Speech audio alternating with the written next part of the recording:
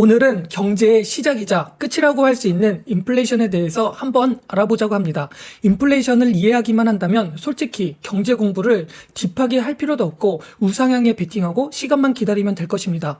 그렇다면 인플레이션은 과연 무엇일까요? 인플레이션이라고 하면 대부분 물가 상승이라고 대답을 할 것입니다. 물가 상승, 맞는 말입니다. 이렇게 물가 상승이 되면 상대적으로 자연스럽게 따라오는 단어가 화폐의 가치 하락이 되겠죠. 맞습니다. 이게 인플레이션입니다. 인플레이션을 이 정도만 이해해도 우리는 머릿속 어딘가에 알 수 있는 것이 있습니다. 어릴 때 짜장면이 얼마였을까? 그렇다면 지금은 짜장면이 얼마일까? 이게 인플레이션으로 짜장면의 가격이 상승하게 된 것입니다.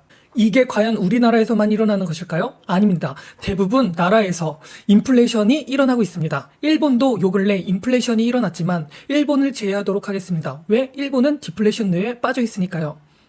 여기서 중요한 키포인트를 하나 알아야 될 것이 있습니다. 인플레이션이라는 것이 일어나는 것일까? 아니면 일으키는 것일까? 라는 것 말이죠. 일어나는 것, 일으키는 것, 이것을 이해하는 게 이 영상의 핵심 포인트입니다. 일으키는 것, 인플레이션은 일으키는 것입니다. 일으킨다고? 그러면 인플레이션을 일으키는 주체가 과연 어디일까요? 바로 나라 혹은 정부입니다. 각 나라, 각 정부는 인플레이션을 일으키고자 많은 노력을 하고 있습니다. 인플레이션은 물가 상승, 즉 화폐 가치를 하락시키는 겁니다. 상대적인 것이니 같은 말이기도 합니다. 왜 나라는 인플레이션을 일으키라고 할까? 이것도 무척이나 궁금할 것입니다. 왜?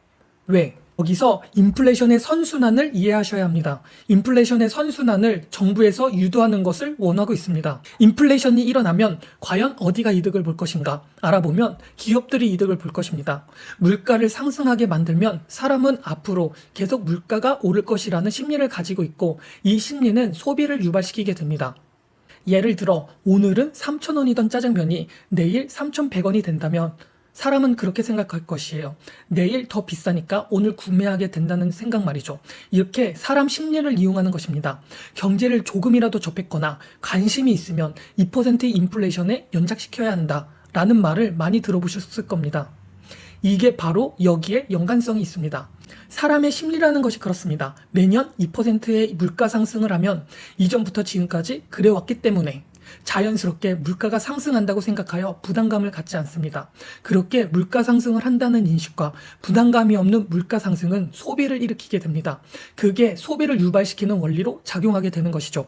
이렇게 매년 2%의 인플레이션을 정부에서 일으키는 것을 원하고 2%의 인플레이션을 일으키기 위해 정부는 대략 인플레이션 대비 8에서 10%의 화폐를 발행합니다. 이게 바로 중요한 핵심입니다. 여기서 화폐를 발행한다는 표현은 돈을 뿌린다라고 말하는 사람도 있고 화폐를 뿌린다, 즉 돈을 발행한다고는 방법도 있듯이 무척이나 다양합니다. 채권을 구매하면서 금리를 낮추는 것도 어쩌면 돈을 뿌린다는 역할을 하고 시급을 올리는 것도 지원금, 복지금을 주는 것도 결국 화폐를 뿌리는 역할을 하게 되는 것입니다. 이렇게 다양한 방법을 사용하면서 정부에서는 2%의 인플레이션을 만들기 위해 8에서 10%의 화폐를 발행한다고 생각하시면 됩니다. 그렇다면 여기서 질문이 있죠. 왜 2%의 인플레이션을 만들려면 2% 정도의 화폐를 발행하면 되지 왜 8에서 10%나 발행할까? 사람이 그렇습니다. 만약 정부에서 소비를 좀 해달라고 재난지원금으로 10만 원을 줬으면 사람들이 10만 원을 다 소비하는 데 쓸까요? 사람은 그렇지 않습니다.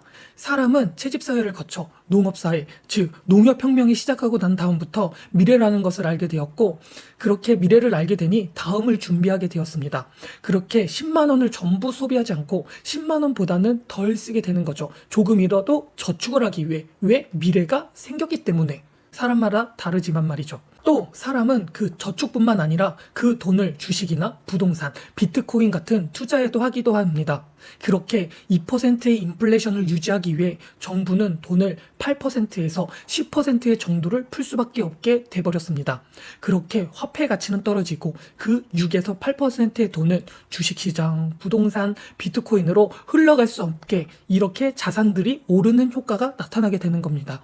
이게 바로 인플레이션입니다. 그렇다면 다시 원점으로 돌아와 인플레이션의 선순환을 이해해야 합니다. 정부는 왜 이렇게 사람들이 엉뚱한 데 돈을 쓰는데도 불구하고 인플레이션을 일으키려고 하는 것일까? 라는 원초적인 질문 말이죠. 아까 말한 인플레이션이 일어난다면 소비를 유발시킨다고 했죠. 소비가 유발되면 기업에서는 이득을 보게 된다고도 말했습니다. 기업이 이득을 보게 되면 정부는 과연 왜 좋을까? 기업이 매출이 오르고 매출이 오르면 물건이 팔리는 것이기 때문에 기업은 그 물건을 더 만들려고 할 것입니다. 물건을 만들기 위해서는 고용을 하게 되겠죠. 기업에서 물건을 만들 사람이 더 필요하게 되는 거죠. 그렇게 고용이 늘어나면 고용된 사람들은 또 월급을 받게 되고 월급을 받으면 그 월급으로 소비를 하게 됩니다. 그렇게 또 소비를 하게 되면 기업에서는 물건을 더 만들게 되고 이렇게 인플레이션의 선순환을 만들게 되는 것입니다. 이런 선순환을 일으키기 위해 정부는 인플레이션을 일으키려고 하고 있습니다. 이런 개념을 이해했으면 좋겠습니다. 정말 중요한 이야기입니다. 이해하지 못했다면 한 번 더 영상을 처음부터 읽어보시면서 인플레이션의 기초를 이해해 보셔야 합니다. 그렇다면 인플레이션을 더 깊게 넘어가 보도록 하겠습니다. 인플레이션은 일으키는 것이라고 이해하셔야 합니다. 인플레이션의 선순환, 이런 것들을 이해했다고 가정하고 진행하겠습니다. 다시 한번 인플레이션이 뭐라고요? 물가가 상승하는 것, 화폐 가치가 하락하는 것을 뜻합니다. 그렇다면 인플레이션을 일으키는 가장 중요한 것이 뭐가 있을까요? 라고 생각을 해봐야 합니다. 화폐 가치는 어떻게 하락하는 것일까? 화폐 가치가 하락한다는 것은 시장에 상대적으로 돈이 많이 풀렸다는 것을 의미하기도 합니다. 시장에 돈이 많이 풀렸다는 것을 쉽게 알 수 있는 게 뭐죠? 바로 금리가 됩니다. 금리가 낮으면 우리는 저렴한 이자 비용만을 가지고 돈을 빌릴 수가 있습니다. 즉, 금리를 낮춘다고 하는 것은 돈을 푼다라고 이해를 하셔도 됩니다. 화폐의 유동성을 일으킨다고 말하기도 합니다. 이렇게 인플레이션을 일으키는 이유는 선순환을 하는 것으로 알 수 있고, 금리는 채권이랑 연관되어 있으니 금리는 다음 시간에 다뤄보도록 하겠습니다. 오늘은 인플레이션을 이해하는 게 가장 중요하기 때문이죠. 다시 인플레이션으로 넘어가서 알아야 할 것은 인플레이션이 강하게 일어나면 어떻게 될 것인가도 알 필요가 있습니다. 정부는 인플레이션을 2%대로 일으키고 싶어 합니다. 지금까지 사람이 살아가면서 그것에 익숙해졌기 때문이죠. 적당한 물가 상승은 소비를 유발할 수 있다는 것도 알게 되었기 때문입니다. 하지만 사람은 안일하기도 하고 단순하기도 하고 항상 이득에 움직인다는 것을 알 필요가 있습니다. 2%의 인플레이션을 유지하던 나라가 갑자기 인플레이션이 4%, 1% 이렇게 올라가면 과연 어떻게 될까? 사람 심리가 그렇습니다.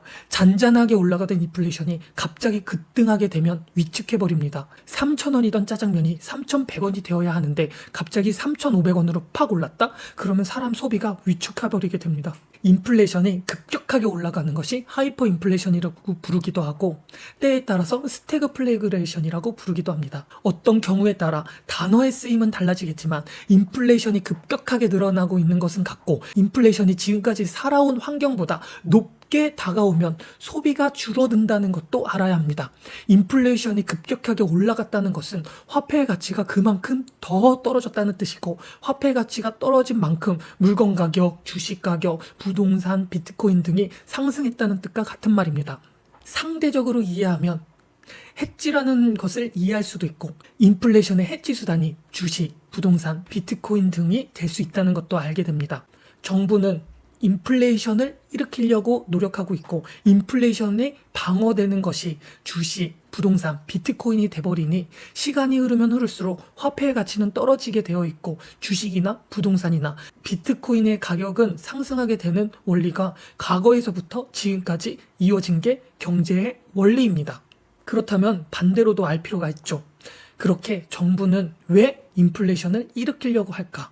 왜? 앞으로 말해서 온전하게 일어나기를 원하고 있기 때문입니다. 온전하게, 잔잔히 2%의 인플레이션을 말이죠. 그런데 사람은 청개구리이고 말을 잘 듣지 않습니다. 소비를 하라고 돈을 주는데 소비를 하지 않고 절약을 하게 돼버리고 엉뚱한 데 돈을 쓰면서 주식, 부동산, 비트코인 같은 자산에 투자를 하는 것처럼 말이죠. 그럼에도 불구하고 정부는 왜 계속 돈을 풀어야 할까? 왜 그럴까? 디플레이션이라는 것이 정말 무섭다는 것을 알고 있기 때문입니다. 디플레이션의 대표적인 나라, 일본만 봐도 알 수 있죠. 디플레이션은 인플레이션에 반대되는 말로 이해하면 됩니다. 인플레이션을 이해했다면 그것을 반대로 적용하게 되면 디플레이션이 돼버립니다.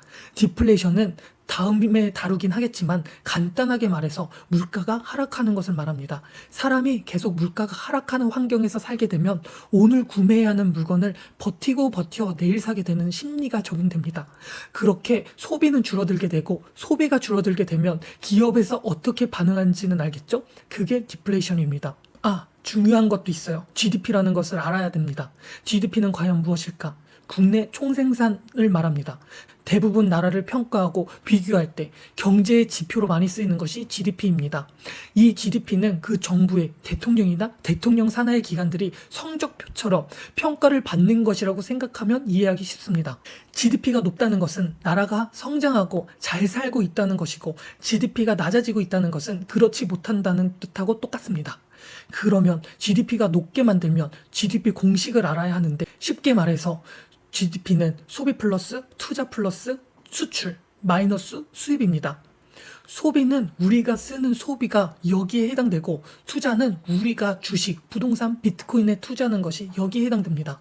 수출이 잘 된다는 것은 나라가 물건을 다른 나라한테 잘 팔고 있다는 것을 뜻하고 수입은 다른 나라의 물건을 사는 것을 뜻합니다. 즉 우리가 가게를 운영한다고 했을 때 재료를 사고 음식을 만들어 팔아 마진을 남기는 것과 같습니다. 이게 GDP입니다. GDP를 이해했다면 왜 정부가 인플레이션을 일으키려고 하는지 알겠죠? 잘 모르면 다시 한번 보고 다시 한번 보셔야 합니다. 인플레이션의 선순환이 즉 GDP를 증가시키려고 하는 것과 똑같습니다. 다음에는 디플레이션에 대해서 말해보도록 하겠습니다. 이상입니다. 구독과 좋아요, 알림 설정 꼭 부탁드리겠습니다. 감사합니다.